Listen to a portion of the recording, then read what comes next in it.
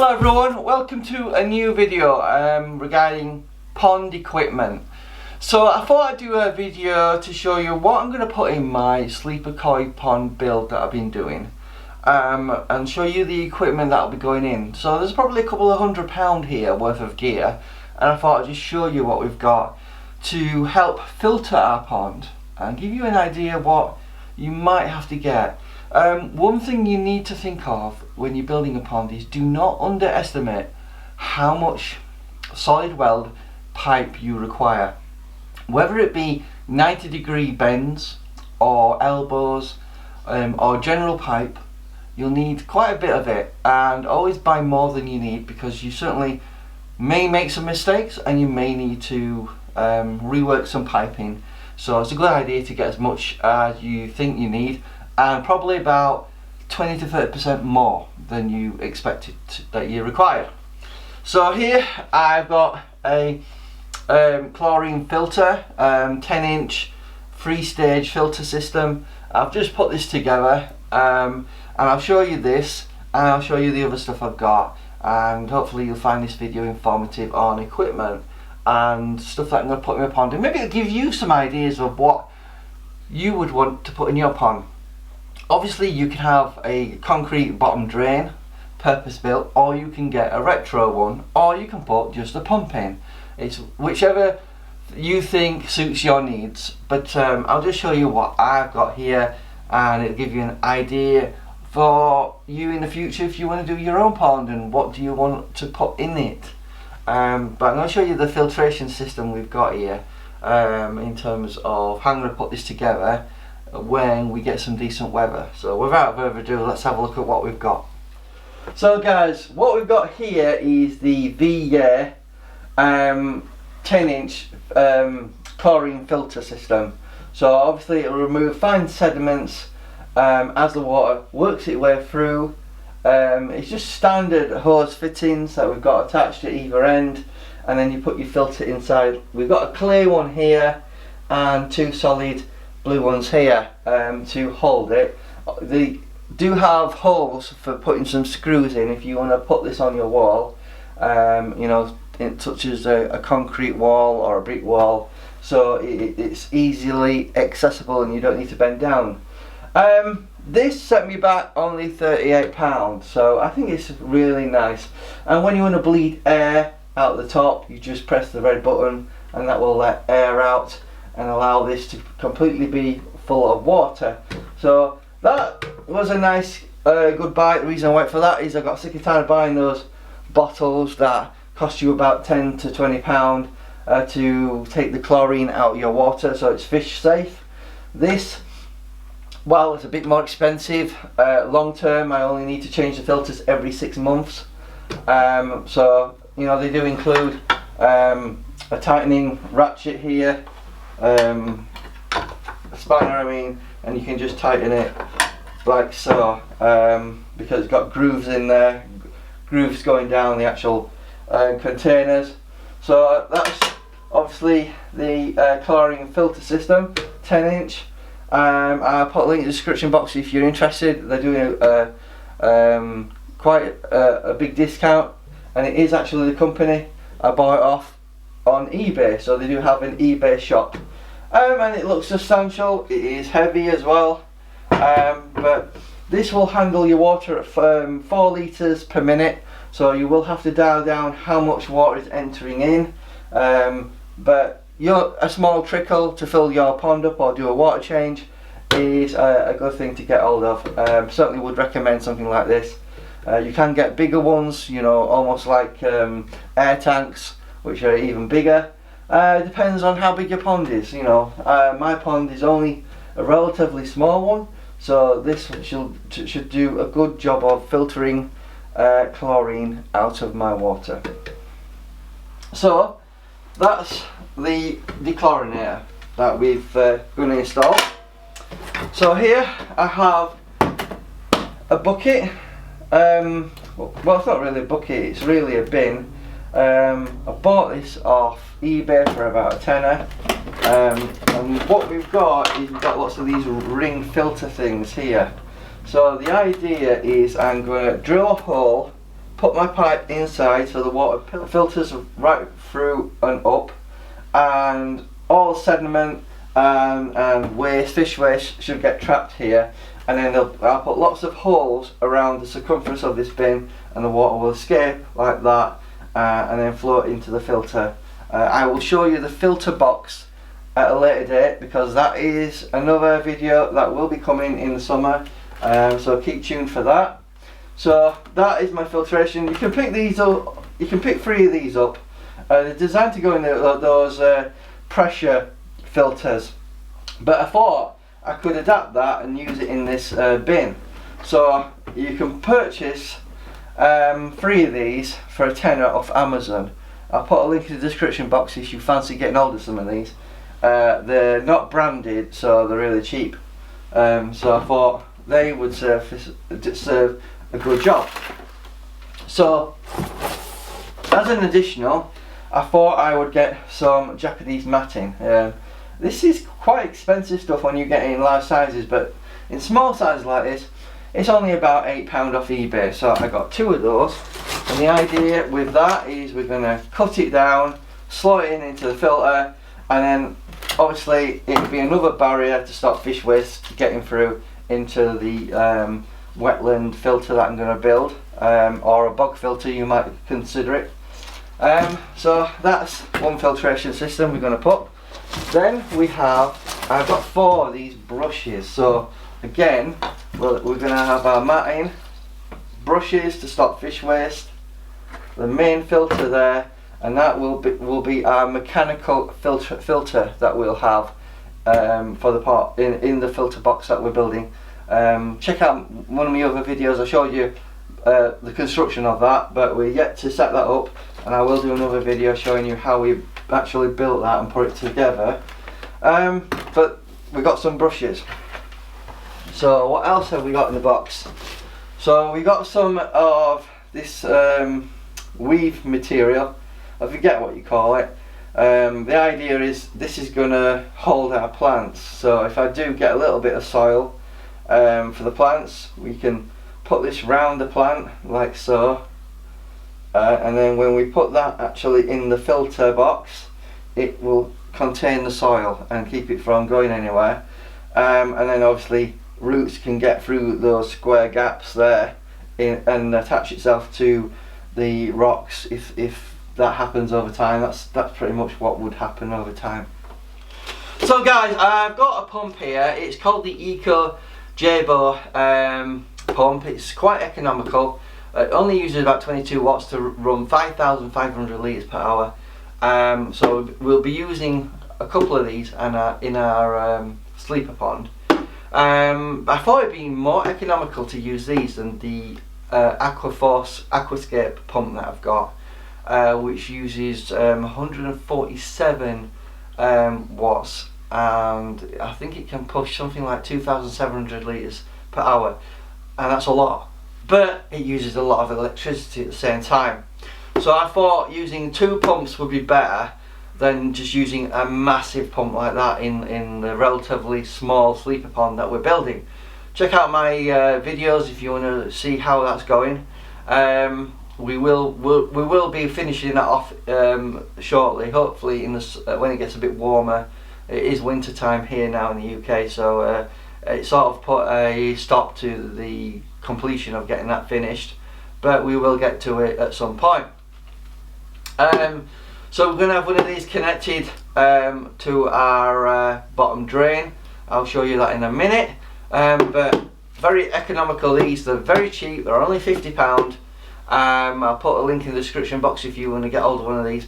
You know, for what they do, for how much they cost, for what they push in terms of literage per hour, they are a bargain. I would highly recommend these. And I think they're fantastic. I've got one running in the small pond. If you want to see the renovation video on the waterfall, please check that out. I'll put a link in the description box for that as well. And to be honest with you, they're really good value. So I'm not being sponsored by them, but I certainly would recommend getting one of these. So let's have a look at our bottom drain, the retro bottom drain, which is quite heavy. Eco Filtration do these. I purchased it for £133. It came pretty much fully assembled, and the idea is we're just going to stick this in the pond, and this will filter the pond and keep it nice and clean, and all the junk, gunk, leaves that fall to the bottom will end up in this filter bin that I built. I've just shown you it, and hopefully you like the way I built that. All we need to do with that really is drill lots of holes so the water can escape, but it will keep the poop, the material that this pulls up in there. And this is aerated. Very important that you get one that's aerated because it disturbs the water, and it also will hide the surface of the water when you've got your air pump on, and it will keep predators from being able to see your fish basically. But not only that, it will aerate the water, especially in the summer. You want to have this on pretty much most of the time, but obviously when it starts getting colder, it's probably a good idea to turn the air off. But this should literally be a good thing to have in the pond. I know it's quite big. I'd probably say it's about 30 centimeters in width, so it is quite substantial. It does come with some fittings, but we're going to retrofit the fittings that we've got here. So what else have we got in here? Well, we've got a float switch. So here we have a float switch, and this is designed in conjunction with your pump, that when the water level becomes a certain level and this detects that the water level is dropping, this will turn your pump off. Now if you've got a bottom drain, that's quite important because all the water that's being sucked up by your pump will be coming from right at the bottom, right? If you've got a normal pump that's on a higher level, you've got yourself a little bit of a margin for safety. But in the event that if you've got, say, a completely square pond and say your pump is literally on the bottom sucking the water out, it's possible, if you've got an issue with your pipework or some sort of leak going off, that you could literally empty your pond out and your fish would be dead. So if you get a float switch, you know, hook it up to your pump via the electrics, and it should disable your pump if the water level gets too low, and that should keep your fish safe in the unlikely event you have a leak or there's an issue with your pipework, or you know, something in that regards. Anyway, thought I'd just show you that. You know, a little bit of peace of mind for £10. I got that off eBay. Put another link in the description box if you're interested in getting one of those. You know, essentially that's something we have to think about. So we've got lots of ball valves, and I do have a smaller one. This is just a hose valve. The idea is I'm going to connect a overflow pipe and use that to turn on and off water if we need to clean the actual water out of the actual filter.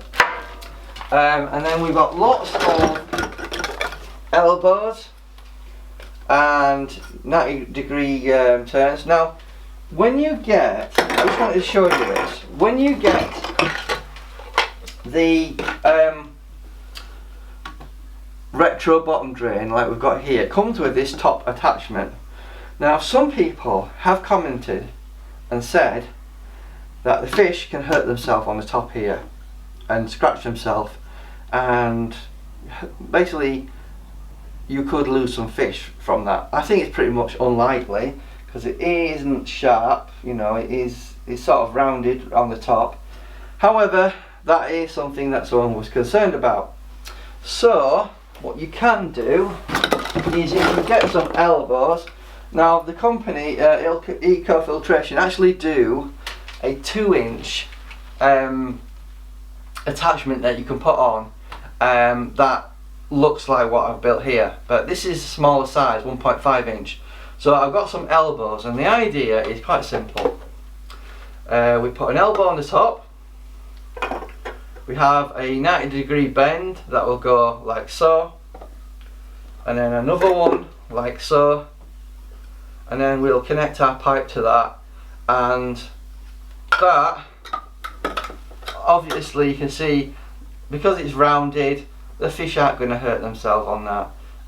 So I'm going to make that slight modification. We'll have a bit of pipe there, and then we'll put a bit of PVC flexible pipe to a bottom part here. You know, similar. We'll have one of these hose connections similar to that, like so. We attach our pipe there, and then, you know, if you can just imagine that, that will give you an idea on how it will look. I thought I'd just quickly put one together actually, so you can see what it looks like. So we've got the 90-degree bend, so we just attach that on there. We've got our 45-degree bend on there, like so. If we just put that on, so you can imagine it. Another bend like so, and then that's our hose tail. It's something like that. Hopefully that gives you a rough idea. So there's nothing that the fish can hurt themselves against. Just ignore the ball valve. We'll just have a straight piece of pipe going down, and that's the idea basically. Hopefully you can see that in the video. We'll put that on top of the actual retro bottom drain. If I've not already mentioned it, the bottom drain from Filtration, I'll put a link in the description box, was £133 off their website. You can buy it on eBay for £150. It's up to you which you want to do. Obviously, personally, I think it's better to buy it cheaper directly from them. So that's the bottom drain. It does come with a 6mm hose pipe. Now they claim it was 10mm, and then when I challenged them, they claimed it was 8mm. And then when I got this and got some attachments, you know, some reducers, I found out that the actual piping that comes with this kit is actually 6mm, not 8 and not 10. So I just wanted to clear that up so you guys actually know what you need. So if you want to connect this up to your pump, you'll probably need an adapter, a reducer, something that can go from say 6mm to 10mm or 8mm. I've got one of those. They're relatively cheap on eBay. They only cost about £2, so it's not a big outlay. It was just a bit annoying that the company sort of misled me originally, and I did ask them would they send me some reducers, and they didn't get back to me, so I was a bit disappointed about that. But essentially this should be a good product nevertheless to filter my pond, keep it nice and clean, and remove all the crap and put it in the bin filter that we've created here. So what else have we got? I thought it's a good idea to mention that you will need some hose clamps. If you've got flexible pipe, get the right size that fits. I would highly recommend that you get stainless steel ones though, because obviously anything less than stainless steel is going to rust eventually. Stainless steel is probably one of the best anti-rust products out there, apart from you maybe using gold or silver, but you know, that's a lot of money. So stainless steel is the way to go. If you're building a sleeper pond and you're screwing down anything, use stainless steel screws, because they won't rust like any other type of screws you go to your local hardware store. They might last a while, they might have a zinc covering on them, but ultimately they will rust, and they will lose water anti-rust agents in those screws. So make sure it's stainless steel at all times. So as said, I'm adapting a few things here. We've got an 8mm hose line here. I just want to show you, hopefully you can see that in the video. I've got one of those adapters. So I just wanted to show you one of those reducers that you can buy. This is 8mm to 6mm, so I just wanted to prove that it is actually 6mm. So if we just put that on the 6mm line that comes with the bottom drain, retro bottom drain, as you can see, it fits perfectly. So what I said is correct. the cable that they supply is 6mm. So I just wanted to show you that. Just a little bit of advice on pipework, guys. You may be tempted to buy everything online, such as Amazon and eBay, and you'll probably buy stuff that's the wrong size. I've done it myself. I've got lots of things that I probably won't use. So my recommendation is, like, you know, obviously we've built that, and you know, you make mistakes, you buy the wrong sizes and that sort of thing.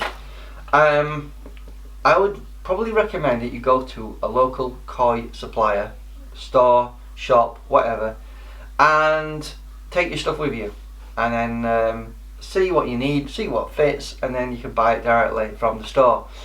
I appreciate it being a little bit more expensive, but it's better to do that than having to send stuff back, costing you more money and on shipping and that sort of thing. So I would highly recommend that you go to a store and make sure the pipework that you get is what you need, unless you're absolutely sure on what you need. Go to a koi store, they can advise you and help you out with suggestions of what you need. So I just want to talk about the Aquascape Aquaforce pump that I've got here. This is for the American market, and this is Aquaforce 2700, voltage 120 volt, power 147 watt, 2,642 gallons per hour. So this will push an incredible amount of water, but it uses an incredible amount of electricity as well. Now I got this from America in a package with a biofuel system, and it seemed good value for money, and it is. However, in the UK electricity prices are expensive, so you may want to consider a pump that is a low wattage pump, and it'll be certainly better for your pocket in terms of your electricity bill. One thing to note, if you do buy a pump from another country such as America, you'll probably need a transformer to convert this to the UK standard. So to my UK viewers, if you get a pump from another country, be mindful that it will be set for the native country's electricity system. So you will need a transformer to adapt this. And it's not to say you can't do that, but it's an extra step, an extra expense. So just remember that. So certainly it's going to be fantastic for moving lots and lots of water, do not get me wrong. However, for my small pond, I do think this is probably a bit of a overkill. Just want to show you that that's more or less what it looks like when you take the grid off. And the main reason to have these grills on the top is it stops leaves getting in there and clogging up your pump. And it makes it easier for water flow to get into the actual pump itself. So I do think it's well made, do not get me wrong. I like it. Comes with a ton of attachments, absolutely loads of attachments. You can fit this to virtually any size of pipe you could ever think of having, even you know, solid pipe as well, solid well pipe. But unfortunately this is a little bit overkill, because I think, you know, 2,642 gallons per hour is way too powerful for my pond. My pond is relatively a small pond with maybe at most probably 1,000 gallons in it, maybe 2,000-ish litres, something like that. So this is certainly twice the power than I really need. Essentially, you want to be turning your water over once every hour through your filters. I certainly don't think it would be beneficial to me because of the high electricity costs for this, as well as the fact that the pond is relatively small. It would be over-filtered. They say the thing is, you can never over-filter your pond. You can certainly under-filter your pond, and then obviously that's when bad things happen to your pond. But I do think this is a bit overkill for my pond, so I may decide to get rid of this, because we'll be using the Jabo Eco pond pumps. Two of these equates to about 44 watts versus 147 watts the big difference there. Even if I can take into account my third pump that I've got in the small pond, we're talking 66 watts in total for 3 pumps versus 147 watts for this massive pump. So that's my reasoning why I've gone for the J-Bow pumps. They're economical, they're cheap, only £50. I think this would retail in the States for around the $300 to $400 mark. I think I paid something in the region of, I think it was about £400 with the Aquaforce, and the Aquaforce itself would cost about £400. So really, I got the pump for nothing, really. You know, but you know, I thought I'd just mention it, as you know, these Aquascape pumps are expensive. You know, for anything similar in the UK, you pay about half the price, you know, and it uses about a quarter of the electricity. Most Aquascape pumps probably use maybe 50 to 60 watts at most. This uses 147 watts, so it's a lot. But I'm not knocking Aquascape products. They're highly well made and they look nice. But remember, like with all things, they're made in China. So you can't really say it's the best of the best quality if it's made in China. At least the Aquascape stuff are made in Germany. Anyway, I just wanted to show you what we've got here, what I'm going to be filtering the pond with. Hopefully it gives you an idea. Hopefully I didn't go on too long in this video to show you what we're going to put in the pond, but hopefully the things I've been showing will be, you know, of interest to you. And again, remember, pipe fittings can be difficult to figure out what will fit where, what size you need. So I certainly would always recommend you go to a koi shop if you've got any concern. By all means, buy your pipe online. Pipe is pipe, but fittings, sizes, if you're dealing with metric and also imperial sizes, that can get complicated, really complicated. So it's probably a good idea to go to your koi shop if you're unsure. Anyway, sorry I got a bit of a cold today, but hopefully this video is a bit informative on what you can buy. You know, if I was to give you a rough idea on cost, it's not cheap, you know, for this stuff. If I was to estimate, I probably spent around £500 in terms of the accessories to go in the pond, such as piping, the bottom drain itself, £133, the chlorine filter, that was £38. You know, your matting, your Japanese matting, and obviously your sponges, you know, probably another, I don't know, 50 to 100 quid there. Obviously we take into account everything such as brushes and the pump as well. So hopefully this video is helpful. Subscribe to the channel, like the video if it helped you out learning about what you can put in your pond, and I'll see you in the next one. Bye bye.